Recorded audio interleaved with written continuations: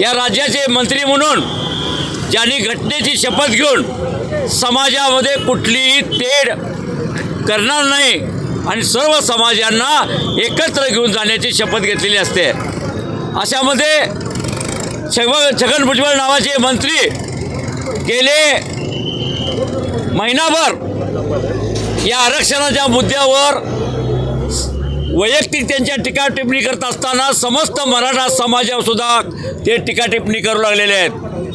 संपूर्ण मराठा समाजाला ज्या पद्धतीने हिणवलं जाईल अशा पद्धतीनं सातत्यानं इतक्या खालच्या पातळीवर ते टीका करायला आलेले आहेत की दोन समाजात भांडणं होतील।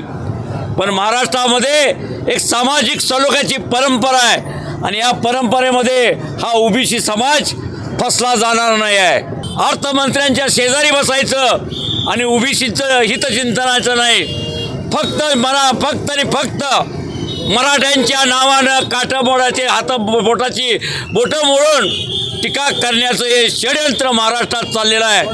त्याचा समस्त मराठा समाज नाही तर समस्त महाराष्ट्रात त्याच्याविषयी घृणा निर्माण झालेली आहे। म्हणूनच आज कोल्हापुरातील काही मंडळींनी ठरलं गेलं अशा याचं तोंड काळं करावं, याचा तोंडात शेण घालावं, अशा पद्धतीचा एक प्रतिकात्मक कार्यक्रम या कोल्हापूरच्या दसरा चौकामध्ये केलेला आहे।